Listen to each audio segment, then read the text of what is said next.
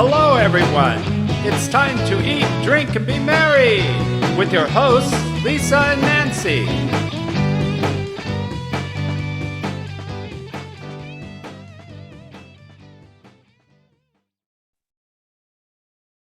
Hey, everybody. Welcome to Big Blend Radio with Nancy and Lisa. You know, it is Wednesday and it's the 1st of February. We love it. It is February. It is the month of romance.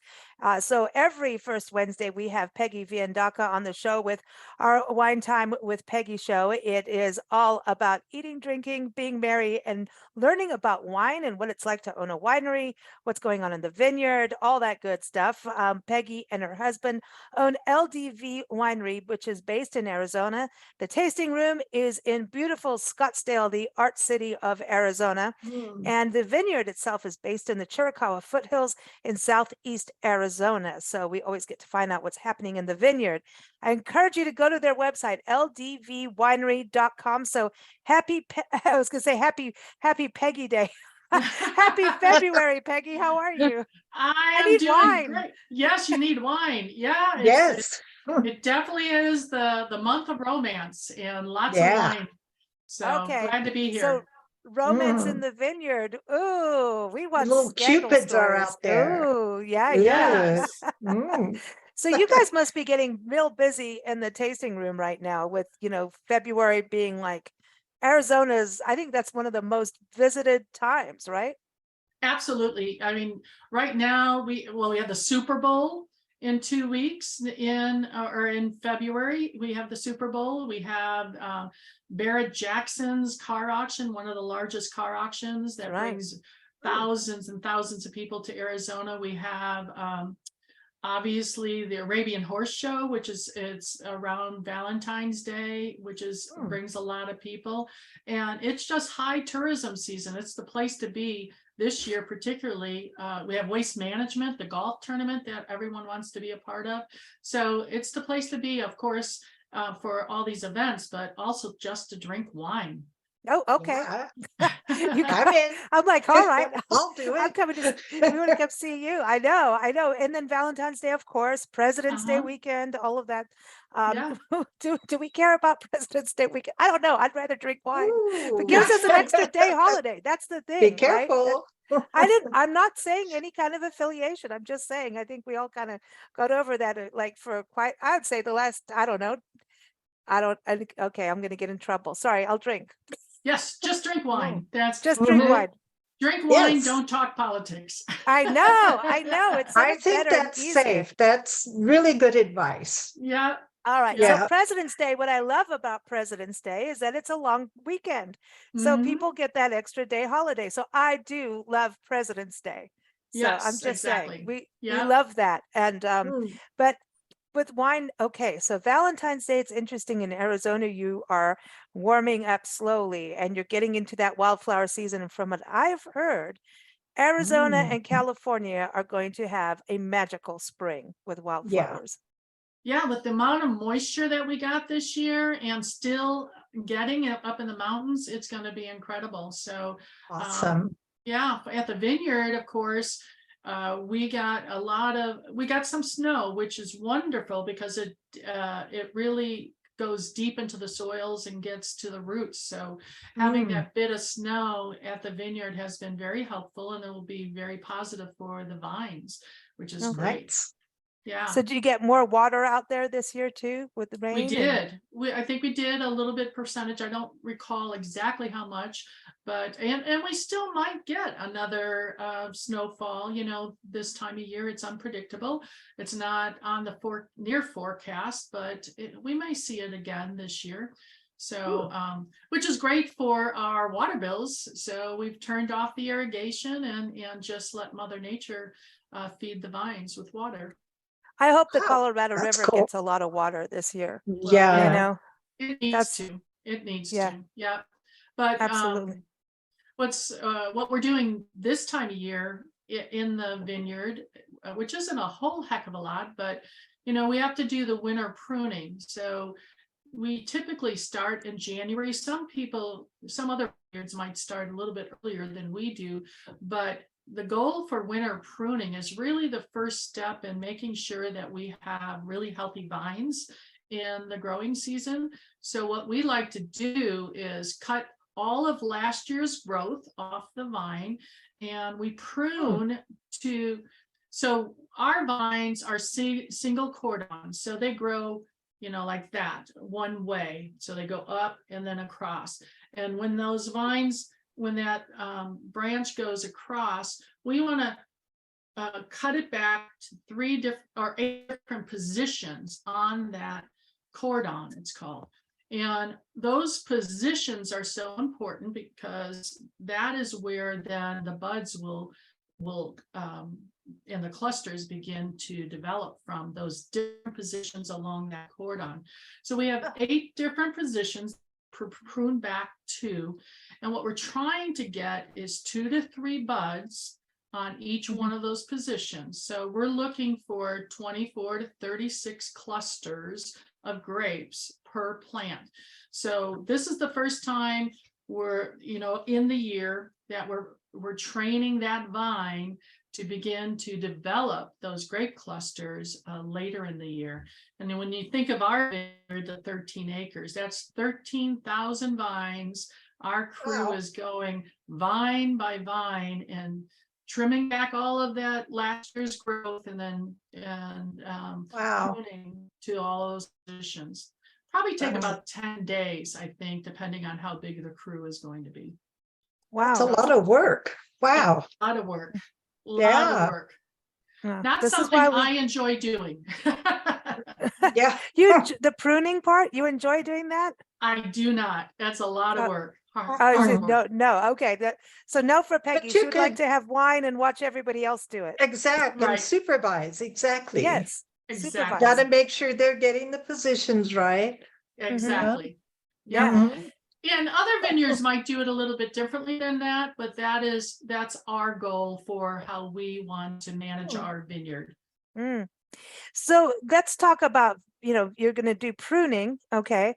But then it's now that romance month we were talking about, and you always like to do the term of the month. So you sent me the term, and I'm going, hey, little diddle, the cat diddle riddle. Uh-oh. That's actually not the song. It's not how it goes. It's like we're riddling, and I'm going, that doesn't sound good for romance, but apparently we want the riddles. Yes, we like riddling. We don't make champagne or sparkling wine at LD, though I love it, and we've talked about it a lot, and I know you love it also, champagne. But I want to talk a little bit about champagne because I know a lot of champagne corks are going to be popped this month, particularly at Valentine's Day. So, you make champagne, and only champagne, it can be called champagne if it's made in the Champagne region of France. Otherwise, in the US, we call it sparkling wine, or you could have it cava in Spain, or prosecco in Italy, but it's basically a sparkling wine or champagne. So the first fermentation begins when you're making champagne, the same as making distilled wine. So you convert the sugar into grapes or into alcohol, and you create that base wine. Maybe it's Pinot Noir, maybe it's Chardonnay, depending on what the grape variety is and the type of champagne you might be making. Then it goes through the second fermentation process. After that primary fermentation process occurs, and you've blended it and bottled it, and that second fermentation process actually occurs in the bottle. And what you do is you take that blended wine, be it the Pinot Noir or whatever you're using in the base wine, you put a little bit of yeast and a little bit of sugar actually in the bottle. It's called, I'm not good with my French, but it's called liqueur de tirage, basically. And you did good as far as I'm concerned. I know, it sounded good, right? So don't all your French watchers, please don't beat me up over my French. But you put a temporary cap on the bottle of champagne, which is called a crown cap. And so basically right now, the champagne, the carbon dioxide is being trapped inside that bottle, and you age it for about 15 months. just like that. And after the aging, a lot of those, there's ferment or there's lees or the sediment that have collected in that bottle, and you need to remove it. Okay, long way to get to the term riddling. That's a way to, it's one of the steps that you transform that stilled wine into sparkling wine.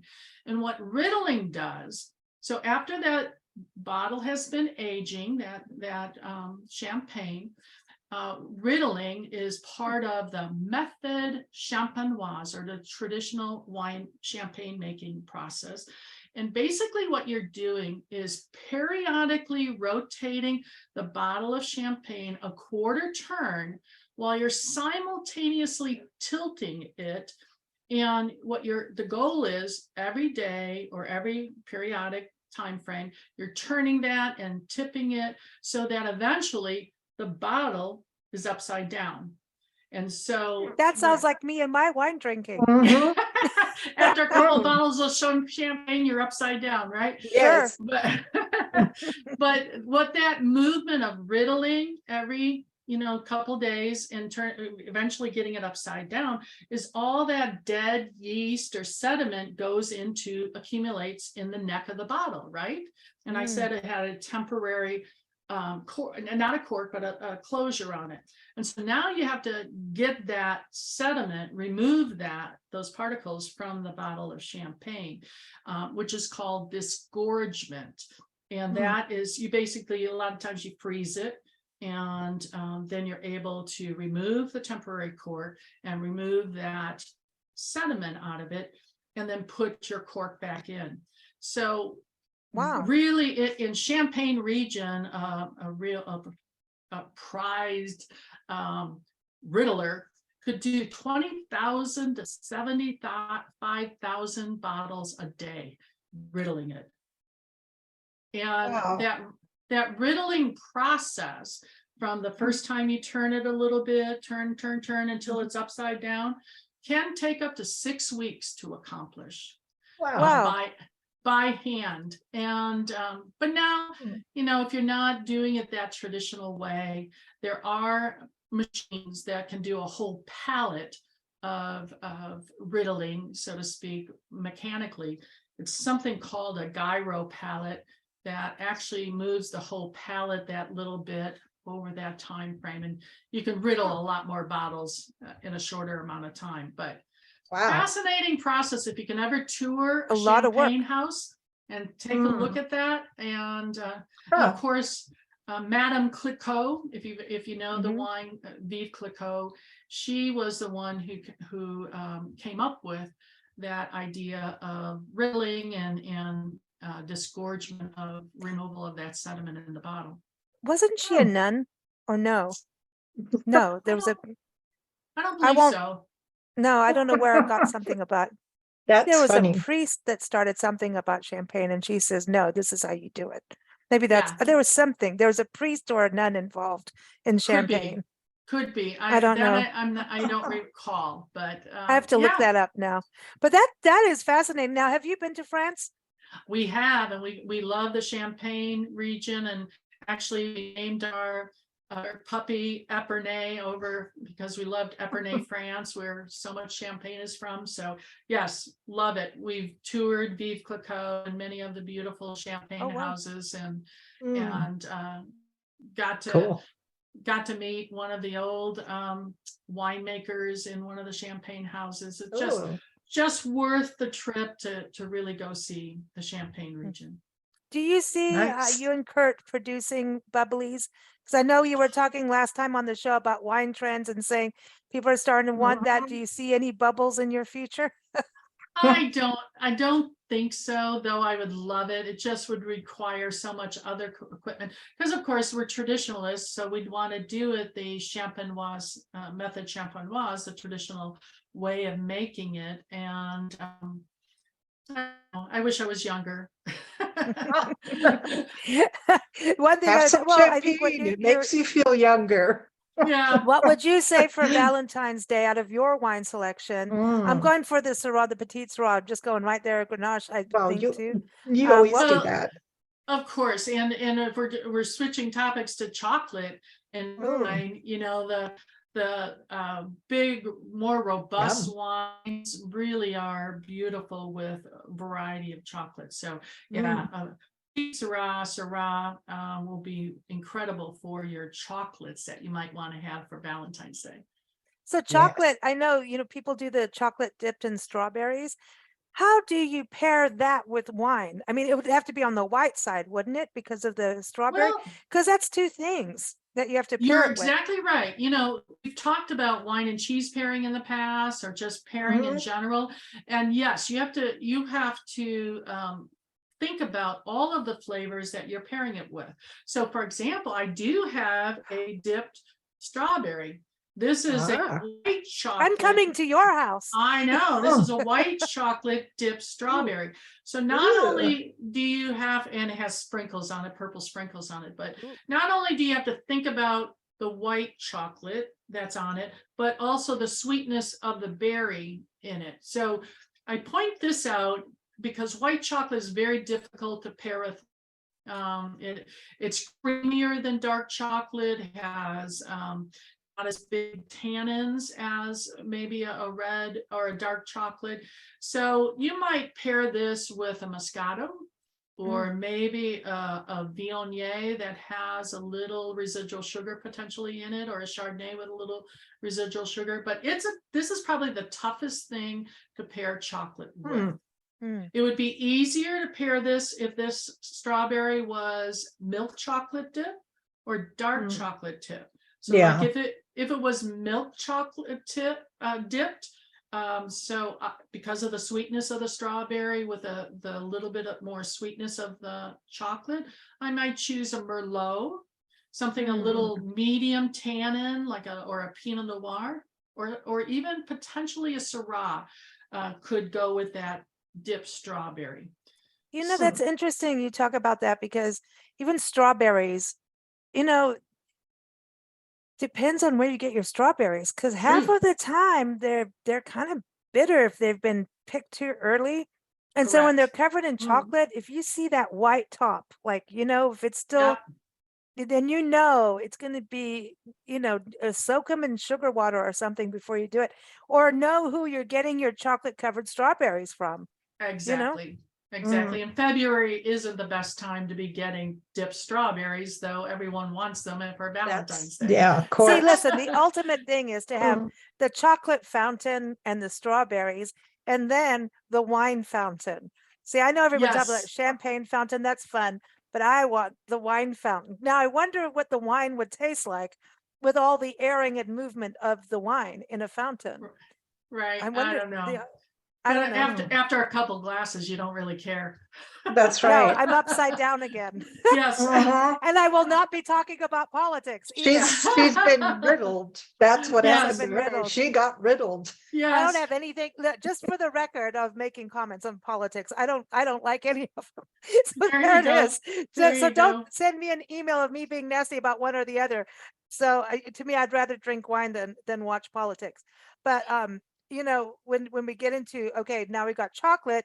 So one of my favorite, there's two, okay, when we talk chocolate, just bring it, but there's toffee, there's chocolate with orange. Oh, come on. Right. There's chocolate with sea salt. Now that to me is going to be like interest. The dark chocolate with sea salt, that's going to do pretty good with a red wine, because just talking with some of the chefs and cooking people, they're always saying that red wine is a good way to add salt to a dish, like celery. Yeah, it's interesting. There's a couple general rules when you're thinking about pairing wine and chocolate. The first one is really think about what you want to profile in the wine, or you want to accentuate in the wine. So like a Syrah, a lot of times has a berry or a fruit forward, or Pinot Noir might have that strawberry kind of flavor to it. So you might want to accentuate that in the wine, and that might help you pick the chocolate to go with it. So kind of identify the profile you want to accentuate. And then the more intense the chocolate, so if you're getting above, I have some dark chocolate. This is 72% cacao rating, but if you're I'm getting coming to up, see you again. Yeah. Oh. But if you're getting up to that 80% cacao rating, then you want a more intense wine that has higher tannins on it, to be able to complement that dark chocolate. I want that. Yeah, Yeah, I that want sounds really yes. good. And I like to just Mm. say cacao. It's like Shaka Khan, cacao. yeah, cacao. Cacao. Cacao. It's a good, it's just one of my favorite things to say, but I probably can't say it straight after too much wine. But there is, I mean, the dark chocolate and wine, I think, if you've got to kind of know the person you're serving, if you're Right. surprising someone, do they like red wine? Do you go with, I would go with the wine first. You know what I mean? By knowing what they like and go for the True. wine first and then pair the wine with whatever you're going to pair it with, from But the it's a wine first. I say have a wine and chocolate party, and let people experiment, because sometimes you stay in your comfort zone and not get out of that comfort zone, both in wine as in chocolate. People say, oh, I only like milk chocolate, or oh, I only like dark chocolate. But if you host them and give them some options with some, broad rules to follow, I think it'll turn them on to new pairings easily. What about a chocolate fondue? Yum. Yum, that's always great. But something to think about when you're pairing a wine with a chocolate fondue. One, what kind of chocolate it is. Is it milk chocolate or is it a dark chocolate? And then what are those whittets that you're dipping in there? So are they all, is it fruit? Is it Pretzels. cake? Pretzels, which has salt, so that's going to change the wine pairing. The wine, for sure. Mandarin Exactly. oranges with dark chocolate. Right. Angel food cake. Right. This So is really getting dangerous. Okay, wait. So if you're doing a party, can you have like, you got your different chocolates and then there's truffles and all kinds of good, deliciousness. But what about like, because sometimes people do like a bacon with a dark chocolate kind of powdery kind of finish. There's chocolate can go into the meats. I'm just saying. In Like, savory, we could do yeah. that. Yeah. Yeah, you definitely can. I mean, cacao, particularly the higher cacao rating, can mix in sauces like moles. Of course, moles have dark chocolate and cinnamon and other kind of Yum. spices that seem to be more dessert related rather than savory. But yeah, you can cook with a dark chocolate easily, not so much a milk chocolate transferring to savory because of the sweetness level. But what's great about or similarities between wine and chocolate are they both have tannins. We talked about that drying effect and that impact. It kind of, you experience it back in the back of your mouth, that astringency of high tannic wines. Well, and it makes you pucker a little bit. Well, chocolate has that tannins, and so the higher level of cacao rating, it has the higher tannin levels. The other thing about cacao beans, like grapes, is they undergo fermentation, and you ferment cacao beans in order to soften those tannins and kind of round out the flavors a little bit more in the cacao. Wow. And the other similarity between wine and chocolate is that the cacao beans are naturally sweet, like grapes. And so you control that sweetness depending on the process that you make. And I guess there is one other similarity. It's terroir based, as we've talked about. Grapes are very terroir based, where they're located, their environment that they are grown in. Also, cacao beans are terroir based. So if you've had Brazilian chocolate versus a chocolate from another region, France or whatever, it will have, depending on where those cacao beans are grown, will have a different flavor to them. Wow. Nice. So you could have like a global party. Yeah, Yes, you could could. have a global party. I like that.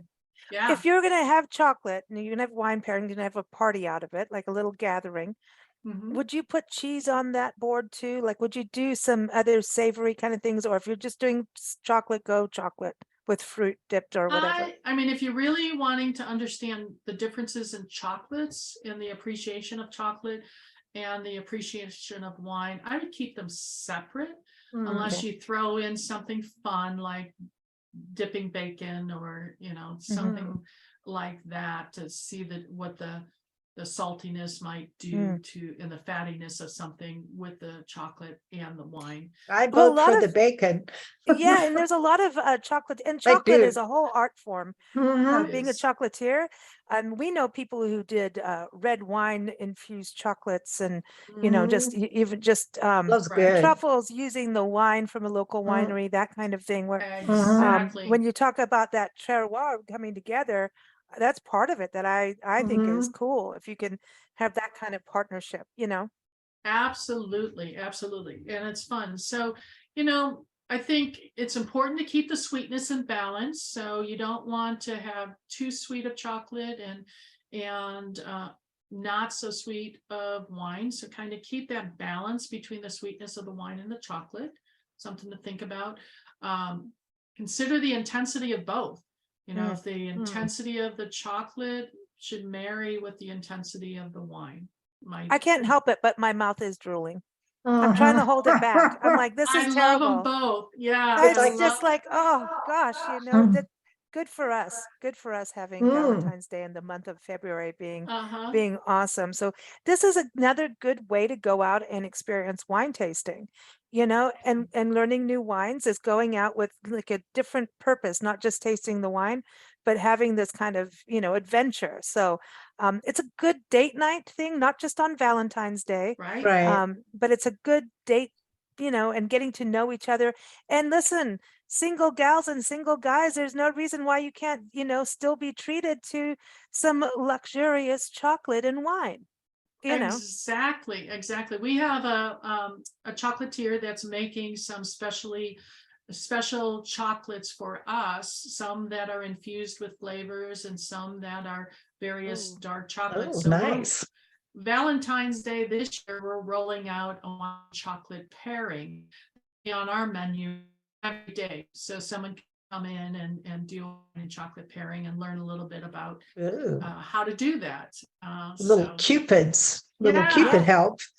I know. I love it. I Yeah. love it. So everyone, ldvwinery.com is the website. And I encourage you to follow Peggy and LDV Winery on Facebook, Instagram. You're on Twitter as well. So follow them there. They're always posting about events and classes and recipes and tips. And sign up for the newsletter, because you do an awesome newsletter, Thank keeping you. people up to date what's going on in the vineyard, talking about wine, again, recipes, keeping everyone posted on the podcast as well. So ldvwinery.com is the website. Of course, we're here, bigblendradio.com, and watch for us on our new Big Daily Blend show coming up on Spotify, so we can play all kinds of wine related music just for Peggy and That's for our right. listeners. Stay tuned for that. And of course, keep up with us, bigblendradio.com. Peggy is here every first Wednesday because it's Wine Time with Peggy. So thanks so Right. much, Peggy, and happy Valentine's Day to you and everybody at LDV Winery. Absolutely. And to you. Thanks so much. Thank you.